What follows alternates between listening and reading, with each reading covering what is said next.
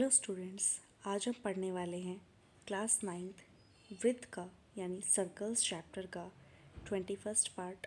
इससे पहले हम 20 पार्ट्स में अपने एनसीईआरटी के प्रश्नावली वाले क्वेश्चंस कंप्लीट कर चुके हैं। आज हम शुरू करने वाले हैं एनसीईआरटी के एग्जाम्पल्स और आज हम कवर करेंगे एग्जाम्पल नंबर 1, उदाहरण 1। शुरू करते हैं। आज का हमारा पहला उदाहरण है कि यदि एक वृत्त की दो प्रतिच्छेदी जीवाएं हैं। ये वृत्त हमें नज़र आ रहा है, इसकी दो प्रतिच्छेदी जीवाएं हैं ए बी और सी डी नज़र आ रही है हमें कि ए बी और सी डी एक दूसरे को प्रतिच्छेद कर रही है। ठीक है, प्रतिच्छेदी बिंदु से जाने वाले व्यास, जो प्रतिच्छेदी बिंदु है इसको मैं अलग से बना दूँ अगर, तो ये हमारे पास है। इसके अंदर हमने की रेखाएं बनाई और ये जो एक रेखा है हमारे पास जो कि बोला है प्रतिच्छेदी बिंदु से होकर जा रही है, तो ये क्या है, ये केंद्र से होकर भी जा रही है। इस तरीके से ये केंद्र से होकर भी जा रही है, यहाँ पे केंद्र है। ठीक है, आगे वो कह रहा है कि प्रतिच्छेदी बिंदु से जाने वाली व्यास से समान कोण बनाए गए हैं। मतलब कि ये जो इनके बीच से होकर जा रही है, यहाँ पे क्या कर रहे हैं, वो समान कोण बना रहे हैं। मतलब कि कोण 1 बराबर में कोण 2 दिया गया है और हमें सिद्ध करना है कि वे जीवाएं बराबर हो। कौन कौन सी? ए बी और सी डी को हमें बराबर दर्शाना है। ठीक है, हमें पता है कि जीवाएं अगर बराबर होती हैं, वैसे तो हमें जीवाएं बराबर करनी है। जीवाएं बराबर कब होती है? अगर वो जीवाएं केंद्र से समदूरस्थ,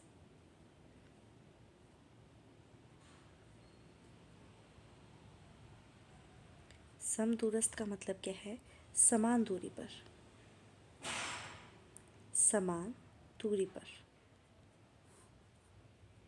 अगर हमारे पास ये दोनों जीवाएं केंद्र से समान दूरी पर अगर हम दर्शा देते हैं तो हम क्या कह सकते हैं कि दोनों जीवाएं बराबर हैं। अब समान दूरी पर दर्शाने के लिए हमें क्या करना पड़ेगा, ये जो हमारे पास पॉइंट्स बने हैं तो OP जो है OQ के बराबर दिखाना पड़ेगा।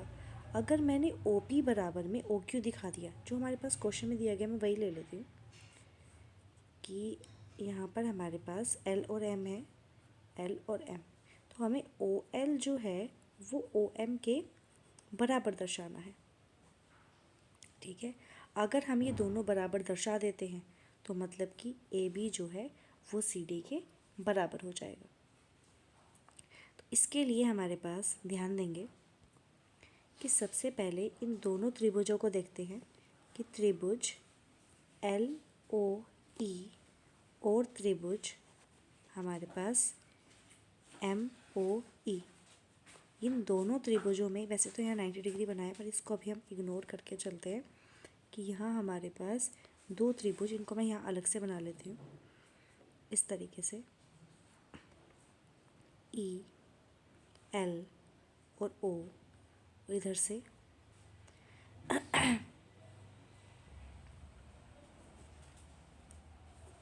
M, इस तरीके से ये बनाया गया है। यहाँ हमारे पास ये वाला कोण इस वाले कोण के बराबर है। दूसरा हमारे पास ये वाली जो EO रेखा है ये उभयनिष्ठ है।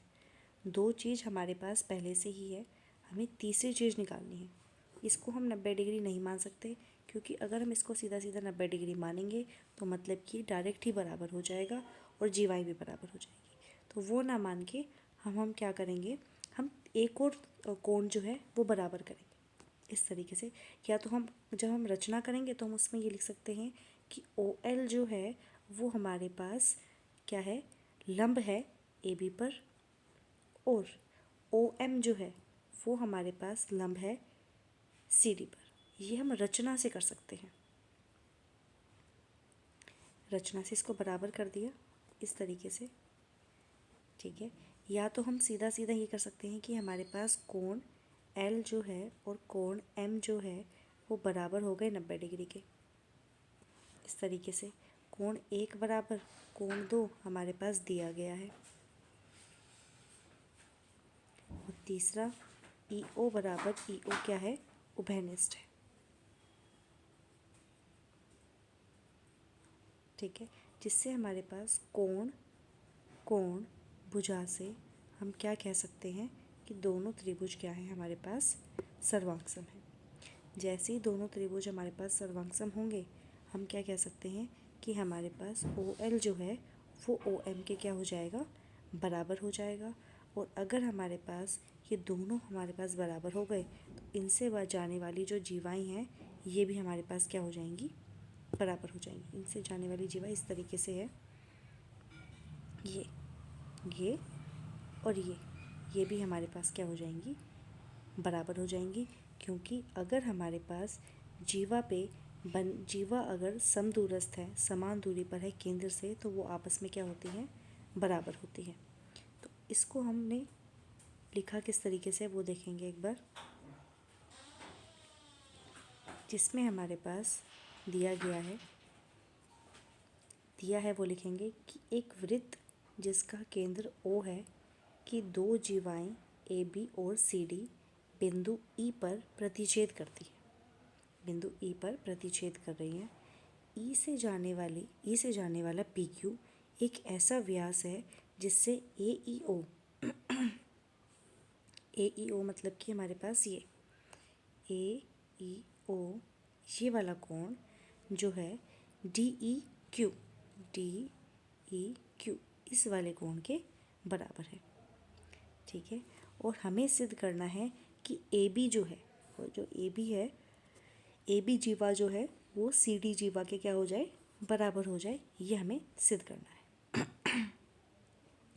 जीवाओं AB और CD पर क्रमश OL और OM एक लंब हमें खींचना है, जो कि रचना है, कि रचना हमें करनी है।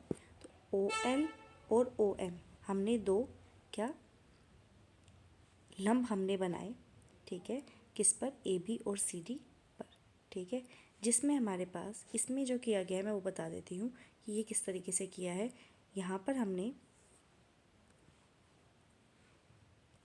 अगर मैं इसकी बात करूँ त्रिभुज की, अगर मैं यहाँ अलग से निकाल रखूँ इन त्रिभुजों को ELO और EMO, इस केस में LOE को और MOE इन कोणों को निकाला गया है ताकि कोण भुजा कोण बन सके, ठीक है। और ये किस तरीके से बनाया गया है कि LOE को लिखा है कि 180 माइनस में 90 माइनस LEO। क्यों? क्योंकि हमारे पास त्रिभुज के तीनों कोणों का योग क्या होता है, 180 डिग्री। तो हमारे पास NCERT में दिया है वो मैं बता रही हूँ, वरना इसको हम डायरेक्ट भी कर सकते हैं, कोण 90 डिग्री का कोण लिखकर। वहाँ पे बस हमारे पास सर्वांग का नियम बदल जाएगा, वहाँ पे कोण कोण भुजा हो जाएगा, ठीक है। लेकिन जो NCERT में दिया है उसके अकॉर्डिंग अगर मैं बताऊँ तो हमारे पास, अगर मैं इसको नाम दूँ 1, 2 और 3, तो कोण 1 जमा कोण 2 जमा कोण 3 बराबर में 180 डिग्री, ठीक है। कोण 1 और ये वाला कोण तो बराबर ही है, तो मैं फिलहाल तो मैं कोण 3 की बात कर रही हूँ कि हमें कोण 3 कैसे निकालना है। कोण 1 जमा कोण 2 हमारे पास कितना है, 90 डिग्री का, और कोण 3 बराबर में 180 डिग्री, ठीक है। तो कोण 1 बराबर क्या आ गया, 180 में से 90 माइनस करेंगे तो 90 माइनस कोण 3, इस तरीके से निकाला गया है।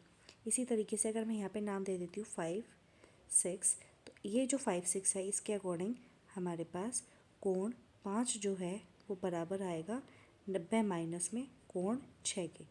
और कोण 1 और 5 तो बराबर दिए हैं क्वेश्चन में, क्योंकि ये जो है व्यासी तो है, जो प्रतिच्छेदी पॉइंट है वहाँ से हमारे पास जो दोनों कोण बन रहे हैं वो क्वेश्चन में बराबर दिए हैं।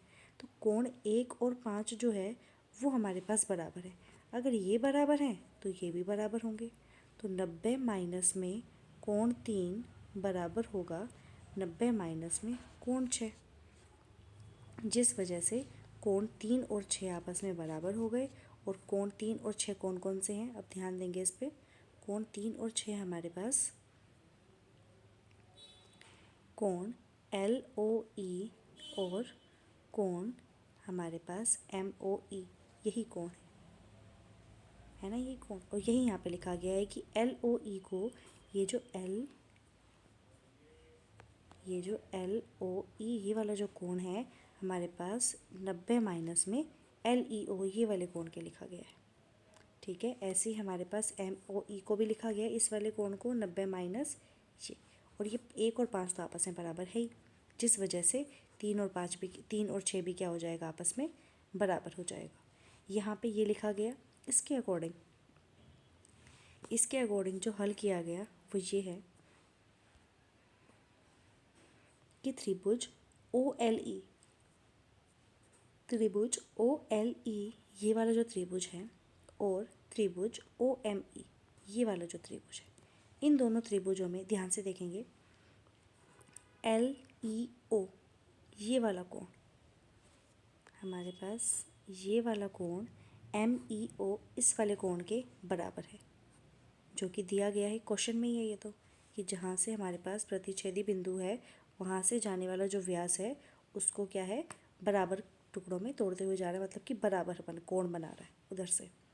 वहीं दूसरा LOE ये वाला जो कोण है इसके बराबर, ये हम ऊपर अभी सिद्ध करके आए हैं। अगर ये नहीं लिखना तो इसके जगह मैंने बताया था हम ये वाला भी लिख सकते हैं कि हमारे पास कोण OLE बराबर कोण OME बराबर 90 डिग्री, दोनों जो हैं 90 डिग्री के हैं, तो हम ये भी लिख सकते हैं। ठीक है, तीसरा हमारे पास जो EO है, ये जो बीच वाली रेखा है EO दोनों में आ रही है, दोनों हमारे पास क्या है, उभयनिष्ठ है। ठीक है, तो और जिससे हमारे पास दोनों त्रिभुज क्या हो गए, सर्वांग हो गए। या तो जैसे तो मैंने यहाँ पे ये लिखा हुआ है कि ये हमें खुद बताना है, ये NCERT के अकॉर्डिंग लिखा है कि हमारे पास ये हमें खुद बताना है कि ये किससे होगा। अगर मैंने 90 डिग्री यूज़ किया है तो मैं कोण भुजा करूँगी, और अगर मैं जो ये दिया गया है यही यूज़ कर रही हूँ, जो पीछे दिया है जो मैंने काटा हुआ है, तो उसके अकॉर्डिंग कोण भुजा कोण मैं यूज़ करूँगी, क्योंकि इस केस में ये कोण जो है इसके बराबर है और ये कोण इसके बराबर है और बीच में भुजा आ रही है, उसके अकॉर्डिंग ये वाला माना जाएगा। फ़िलहाल जो मैंने 90 डिग्री लिखा गया है उसके अकॉर्डिंग ये वाला ठीक है, तो इसके अकॉर्डिंग चलेंगे। ठीक है, तो कोण भुजा से हम क्या कह सकते हैं कि ये दोनों त्रिभुज क्या हो गए, सर्वांगसम हो गए। जैसे ही दोनों त्रिभुज सर्वांगसम हो गए तो हमारे पास OL जो है वो OM के बराबर आ गया CPCT से। इसीलिए जैसे ही हमारे पास ये दोनों रेखाएं बराबर आई तो हम क्या कह सकते हैं कि हमें पता है कि जीवा केंद्र से समान दूरी पर जीवाएं बराबर होती हैं।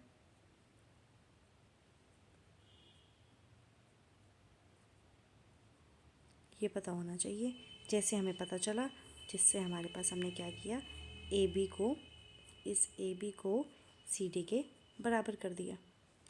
ये हमारे पास थे आज का पहला उदाहरण। इसका नेक्स्ट उदाहरण हम करेंगे नेक्स्ट क्लास में। आज के लिए इतना ही। Thank you.